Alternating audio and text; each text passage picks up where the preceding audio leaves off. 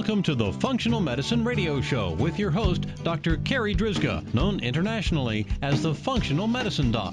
Dr. Carri is committed to helping patients find the root cause of their health problems and fixing the cause with natural treatments so they can feel normal again. Dr. Carri is the founder of Functional Medicine Ontario and is the author of the hit book, Reclaim Your Energy and Feel Normal Again. Please welcome your host, Dr. Carri Drzyzga. Hello, everybody, and welcome to the Functional Medicine Radio Show, the only internet radio show dedicated to giving you real solutions to improve your health. Not only are they real solutions, but they're natural solutions as well, because as you know, the one and only true wealth you have is your health. I'm your host, Dr. Carri Drzyzga, the Functional Medicine Doc, and I'm committed to helping you find the root cause of your health problem, fix the cause with natural treatments so you can feel normal again and live your life to the fullest. Just a quick bit of housekeeping before I introduce today's special guest. I'm happy to announce my first book is now in print. The title is Reclaim Your Energy and Feel Normal Again, Fixing the Root Cause of Your Fatigue with Natural Treatments. I've discovered 14 root causes of fatigue. I like to call them the fatigue factors. And in this book, I explain 8 of the 14. I've had some amazing feedback on how easy it is to read and understand. It's not full of technical doctory language like most books written by doctors are. And of course, the book also includes my own personal fatigue story, along with 4 other stories from real fatigue cases from my private practice. It's available in paperback and Kindle forms, so if you'd like a copy, you can find it on Amazon or on my website, www.drcarri.com. That's it for our housekeeping, so let's get started.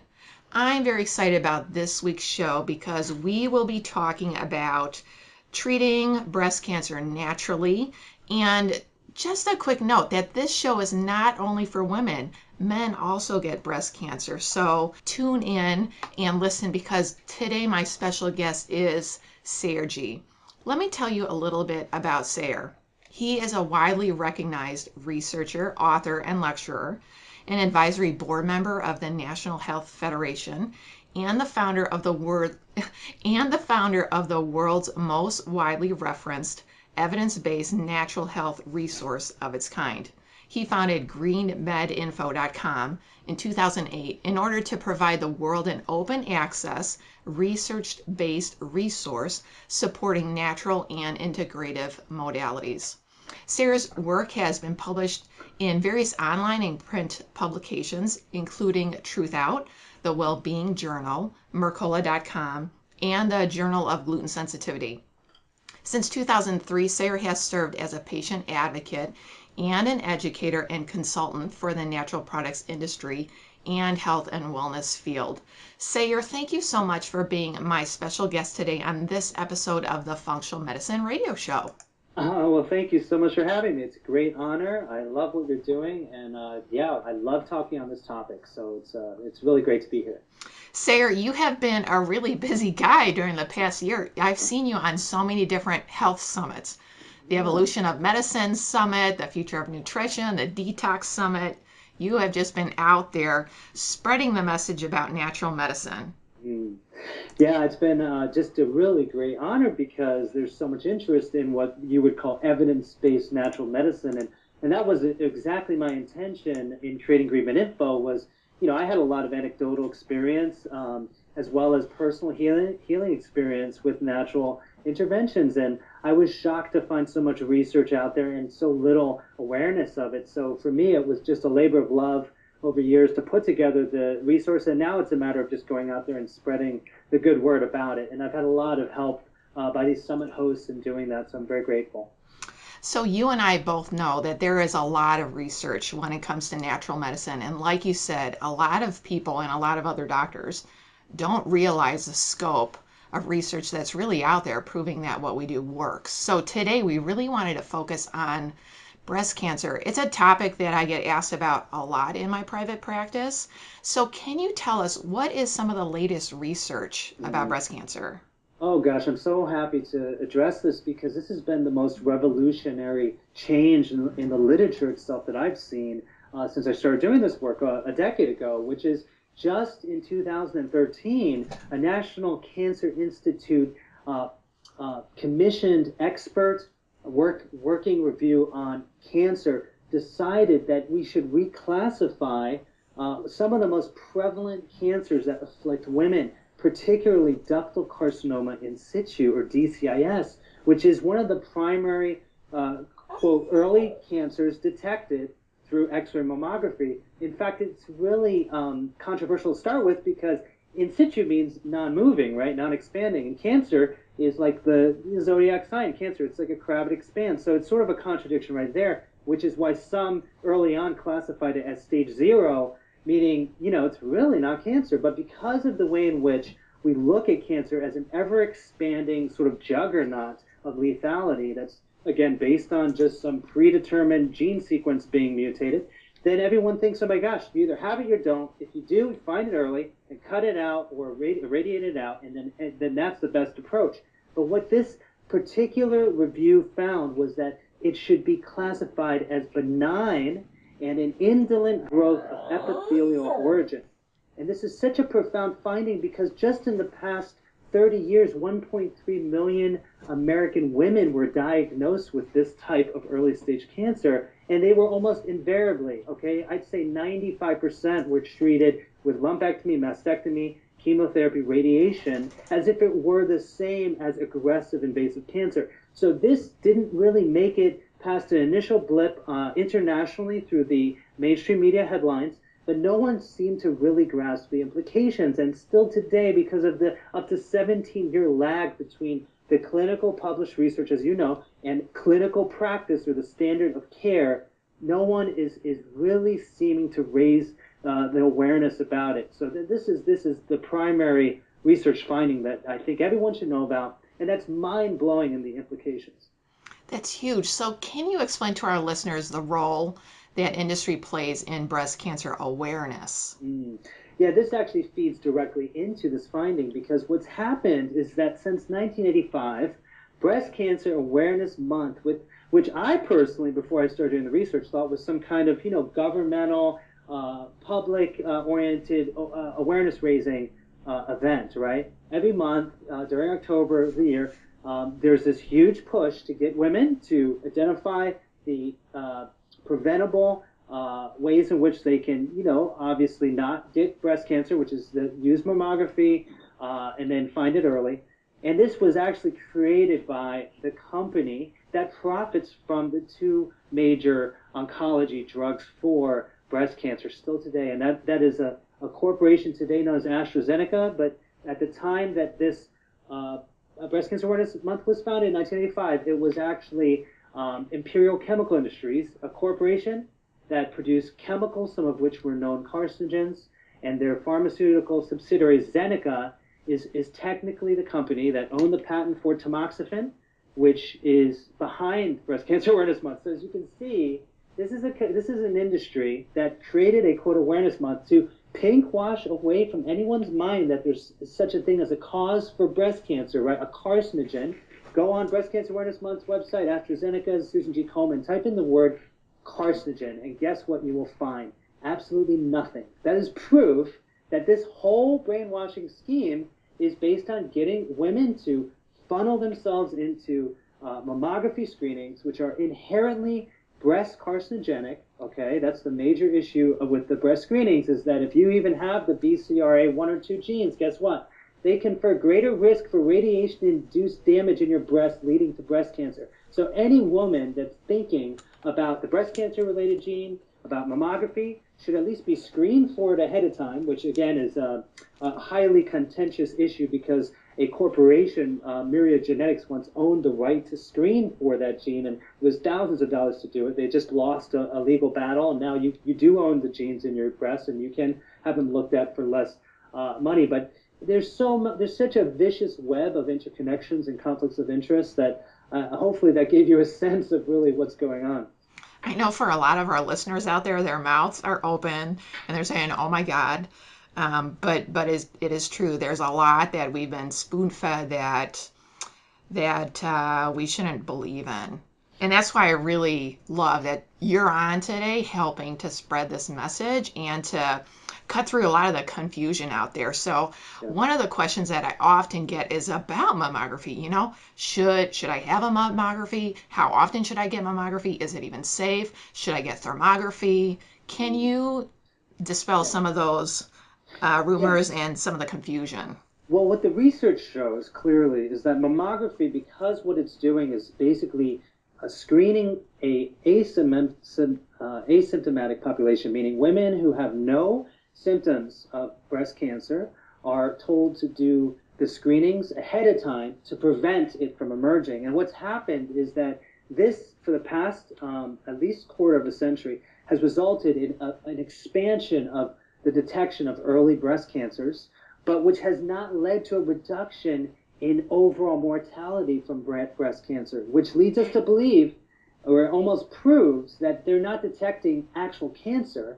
Rather, they're detecting benign lesions, which again now is confirmed through the National Cancer Institute's commission study, benign lesions of epithelial origin that would never progress to cause harm in most of these women and certainly wouldn't cause death. And that is what the ultimate finding is, and that's called overdiagnosis. So mammography has led to scores of women being overdiagnosed, and because overdiagnosis that's not recognized is deadly because it leads to overtreatment, many of these women have been overtreated as well, another euphemism for mistreated or abused by a system that actually preys on the ignorance of the women as well as their practitioners. So that's just part of it, because the other half of it is that mammography relies on what are known as, sounds really good and euphemistic, low-dose radiation wavelengths, okay?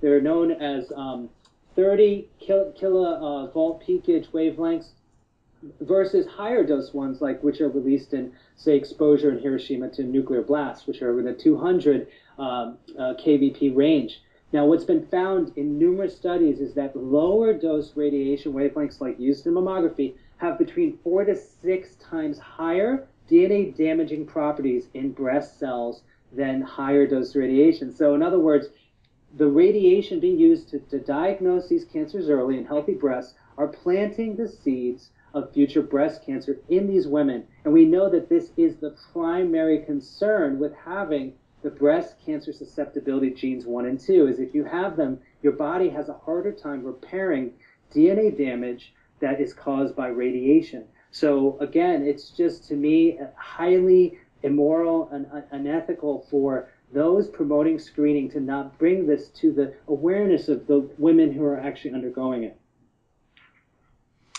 So you just rocked my world there, Sayer, with the what do they call it? Low dose, right? Yeah, it's called low dose radiation, and so that's a euphemism, a misnomer for the type of wavelengths that are used to ascertain lesions in mammographies. So we would naturally think low dose must be safer, but it's not. This is the primary concern in other areas of toxicology where low dose exposure to, say, petrochemicals, even in the parts per billion or trillion range, actually have higher endocrine disruptive properties. So we can no longer apply the rule that the more of something that you have, the more toxic, because in some cases the less intensity or less concentration can have greater harm. Okay, so now can you talk to us about thermography? Because I know, well, for me personally, in my private practice, I get asked about thermography very often. Should women have thermography instead of mammography? What benefits does thermography even have? Can you answer any of these questions for us? Absolutely. The nice thing about thermography is it just basically measures a heat signature that comes off of the body, which describes for you the metabolic conditions of the tissue. So in other words, if there is an area that is of concern and it's giving off more heat, that may reflect that there's something going on metabolically where it's flipped into what is known as aerobic glycolysis, which is primarily what happens in cancer, right? Is that the cell, instead of using oxygen, which is more efficient to produce energy, actually ferments sugar, and in response actually produces more heat. And also it might be sprouting off little blood supplies through angiogenesis. So thermography can actually detect some of these changes before they even reach the state of coming up as a mammography detected lesion. You know, often what happens with X-ray mammography is you're seeing calcified areas. It's actually a form of calcium known as either hydroxyapatite or oxalate, the former being considered more malignant. And at that point, you're already seeing tissue that's dead, that's being calcified, and it's already way late into the game. It's also not telling you whether that's a benign calcium deposit or a malignant one. So in theory, thermography can detect much earlier some of the issues metabolically that can be altered almost overnight. If, for example, you deprive the body of excess sugar by eliminating the consumption of grains and obviously processed sugar, and then you're increasing the oxygenation of the body, then that right there and then should put a halt into the metabolic changes associated with precancer or cancer in the breast. So let's kind of switch gears and talk about the BRCA gene. I think a lot of women, and men too, are familiar with Angelina Jolie, and last year she had the mastectomies because she has the BRCA gene.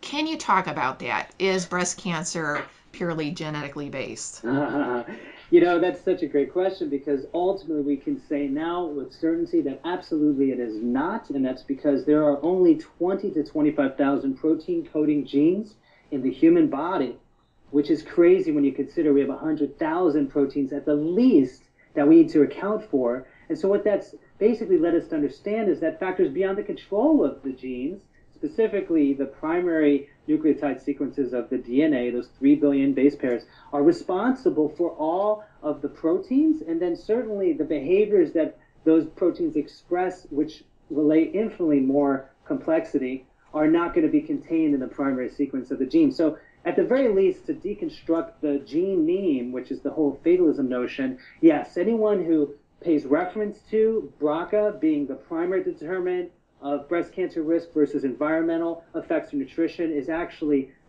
reflecting a profound ignorance that's sort of the hallmark of our age. Now, there's so much research on this about how there are over 500 different quote mutations or SNPs identified with the BRCA genes, and so several of them have actually conferred protective or inverse risk for breast cancer if you have it. So in other words, this notion that there's only one or two breast cancer susceptibility genes and that some of them actually are harmful or not harmful has not really been given any attention within the sort of lay press, is certainly not within the medical community.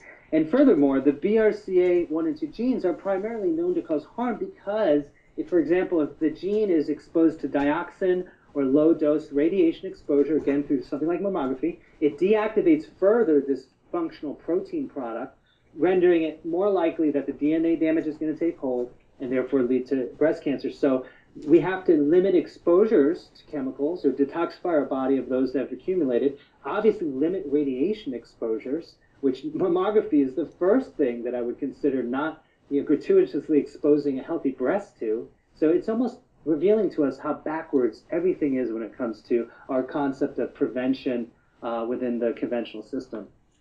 So basically what you're saying is, for our listeners out there, if one of them finds out that they do happen to have a BRCA gene, they shouldn't just run out and schedule surgery.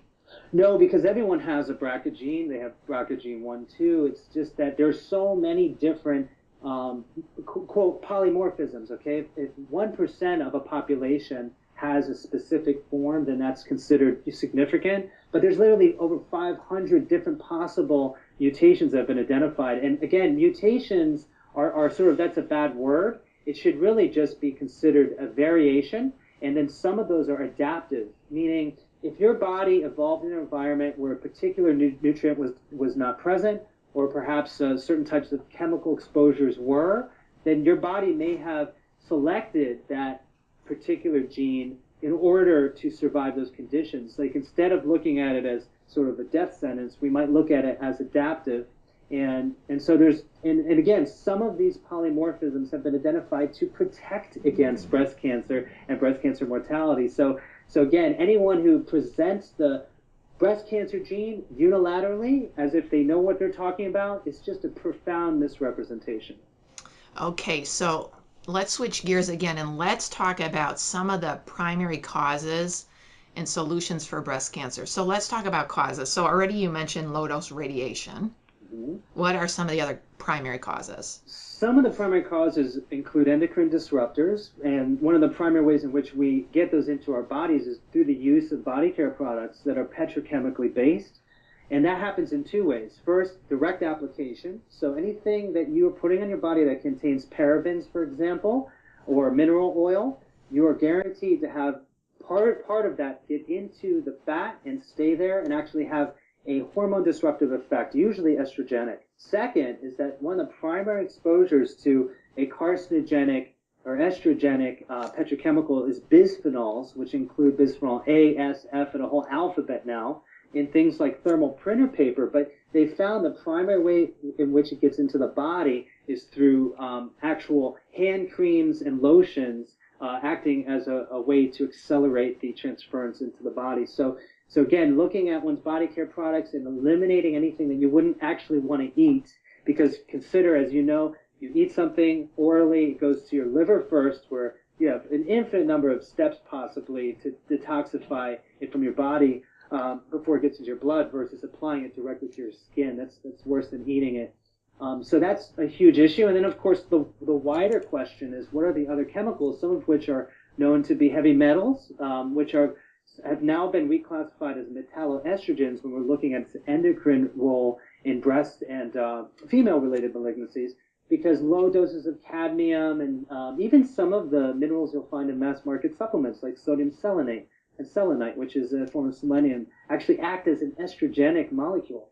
You have non-organic foods containing residues of glyphosate, which has now been found in a particular study to have endocrine disruptive, estrogenic, and or carcinogenic effects in the parts per trillion range. It's a cell model, meaning, again, very, very low doses can have very profound effects on our endocrine system, especially when it comes to breast cancer risk. So those are just a few things that I could mention in a mouthful. So it sounds like, for the most part, that's pretty doable, for our listeners out there to check all their body care products and check them for parabens, mineral oil. A lot of that is just listed on the ingredients label. Mm-hmm. And, throw out as much of your plastic as you can for bisphenol A. Mm-hmm. And then the glyphosate is the genetically modified foods. Absolutely. In fact, there are a number of other issues here at play as well. And of course, one of the focuses I like to have is on food as information. And if you're consuming your standard American diet, a grain-based diet, highly processed, with a lot of oxidized, adulterated fats, specifically in the vegetable oil class, they're going to have a lot of pro-inflammatory, pro-oxidative properties. And when you're looking at that on a cellular level, it's going to result in genetic damage. And that's the primary mechanism, at least for 50 years, has been identified behind how we end up with cancer. So trying to saturate our body with plant matter that has not been heavily processed, that's rich in phytocompounds that we know are protective against breast cancer and activate the gene pathways associated with health, looking at things like catechin in green tea, resveratrol in things like grapes and red wine. Of course, curcumin out of turmeric is one of our favorites. A lot of these compounds are known as xenohormetic, and it's almost as if they represent an evolutionary codependency between plants and animals, and how for many thousands and thousands of years, when a plant was stressed, it would produce certain compounds that an animal consuming it could benefit from, because it would activate their longevity pathways and protect them from environmental stressors that they would also potentially suffer with. So, there's a lot that can be done, but really focusing mainly on diet as not just a source of, quote, vitamins and even antioxidants, but as gene regulatory information, and that if we diverge suddenly from that diet, and after thousands of years of consuming a certain amount of plant matter, we just stop eating it, or eat conventionally grown with pesticides shot through, then we're just guaranteeing that our cells are going to break down and eventually cancer will emerge. So really the big take home is using your food to be your medicine. Yes, and even maybe better, which is that using your food so you don't ever have to eat. That's true. Because sometimes we do that. We start taking pill concentrates of foods and thinking, oh, I ate badly at McDonald's or something, so now I'm going to eat an organic meal And it really doesn't work that way. You do have to make a commitment to stay pretty regular on the path of whole food, organic food. Can you mention any other solutions besides eating a whole foods healthy diet? Yeah, definitely. There's some real magic bullet superfoods that I like to talk about, one of which is flaxseed. And this is from the perspective of the evidence, because now we have actual meta-analyses looking at dozens of studies on flaxseed interventions for, let's say, a biopsy of a breast tumor, and found that it actually regresses the tumor to consume flax, which is ironic to many people because they think, oh, well, what's going on? Well, there are these phytoestrogens within flaxseed, and we've been identifying estrogens as carcinogenic for breast cancer now for decades because of the industries that have created drugs that target the estrogen pathways in breast cells. So tamoxifen does this, arimidex does this, and so we have this meme circulating, oh, estrogen causes breast cancer. It's not true without qualification, and so flaxseed has been found to selectively modulate the receptors in the breast tissue that downregulate unregulated proliferation. And I want to bring a quick point up to women is that because of the dumbing down of the discussion of breast cancer, when someone gets a biopsy back, it was tested for receptor status, and they find it's estrogen receptor positive, what do they think? They think, oh my God, then estrogen is what created my cancer. Well, technically, if it was an estrogen receptor negative breast cell, like triple negative breast cells that don't have any of the three receptors, the prognosis would be much poorer because you can't use estrogen modulating therapies, natural or chemical, to keep it from proliferating. So again, people need to really look closer at what we're talking about when it comes to cancer. And yes, you can use phytoestrogens. Okay, soy is another one. It's one of the most abused of all superfoods. All the literature that I've indexed on soy for breast cancer indicates profound benefits. Now, if you were to try to administer tamoxifen and genistein, one of the compounds in soy, together, you'll actually see it blocks the efficacy of tamoxifen, which tamoxifen is classified by the World Health Organization as a known carcinogen. So that's not necessarily a bad thing. But what I'm saying in general is, yes, flaxseed, soy, red clover, even coffee has compounds like genistein in it that can be used to prevent breast cancer when it's related to estrogen pathways. So getting back to the flaxseed, is the research on flaxseed as whole seeds, as flaxseed powder, on flaxseed oil? Does it really matter? What's the best way for us to eat our flax seeds? Great question, because the oil itself has the omega-3 in a really good form, as long as it's nitrogen flush container, that's going to hopefully down-regulate some of the eicosanoids associated with unregulated inflammation, which is behind a good number of cancers, especially breast cancer. But the powder is going to have massive amounts of the lignans, which are the ones that are associated with modulating estrogen in a beneficial way. So technically, you're getting hundreds of times more of the beneficial lignans in the flaxseed meal, and it's technically the bacteria in our gut that help degrade those into these enterolactone and pterodiol, which are the ones that are really beneficial for us. So both are good, but for breast cancer prevention, it's actually the meal which is the one that's been most confirmed to be anti-breast cancer. And then you mentioned soy, which I think a lot of people are very confused about soy. And so, so the take home is soy is not terrible for you, and really you want it GMO-free soy. Yes, soy is a medicine, and I wouldn't use it as a food without it being cultured. So there is a truth to how tofu, a lot of soy milk could be a problem, but keep in mind, some of the ways in which it causes problems is it causes pancreatic hypertrophy by blocking protease, but that's one of the ways you fight cancer, which cancer has a lot of protease activity. So everything that could cause harm in theory that's natural in one context is beneficial in another. So yes, do cultured soy or use it as a medicine. Don't overdo it, but please don't throw the soy baby out with the bathwater. Or the soy milk. Yeah.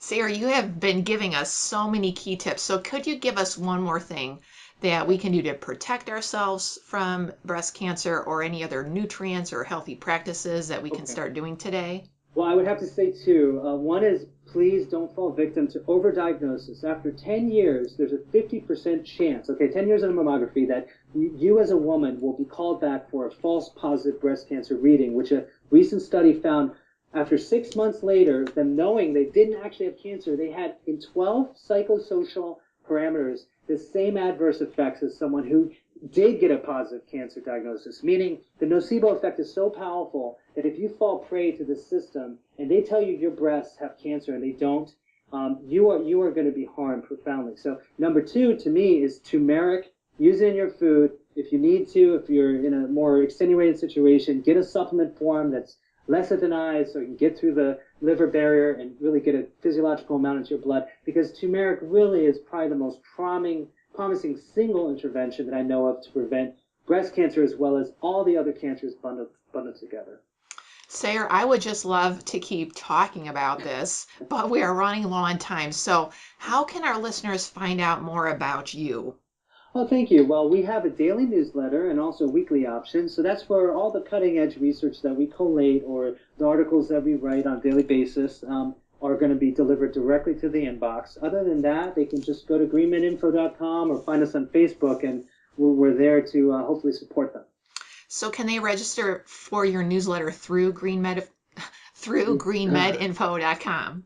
Yes, in fact, if they go there, they'll get a pop-up giving them free access to my article, The Dark Side of Wheat, which was our most popular. And so they get that free download if they sign up. And it's a free newsletter, so no charge at all. Fantastic. So I'll make sure for our listeners that those links are in our podcast notes. Sayer, thank you so much for being my special guest today. This has been an awesome interview. Oh, thank you so much. Thanks for what you're doing for everybody. Thank you. All right, that wraps up this very special episode of the Functional Medicine Radio Show with Sayer G. And I want to thank you, our listeners, for tuning in today. And I'd like to invite you back next week for another episode of the Functional Medicine Radio Show. As always, I'm your host, Dr. Carri Drzyzga, the Functional Medicine Doc. Have a great week, everyone. You've been listening to the Functional Medicine Radio Show with your host, Dr. Carri Drzyzga, known internationally as the Functional Medicine Doc. Dr. Carri is committed to helping patients find the root cause of their health problems and fixing the cause with natural treatments so they can feel normal again. Dr. Carri is the founder of Functional Medicine Ontario and is the author of the hit book, Reclaim Your Energy and Feel Normal Again. Please tell your friends about the Functional Medicine Radio Show, and we'll see you next week with more from Dr. Carri.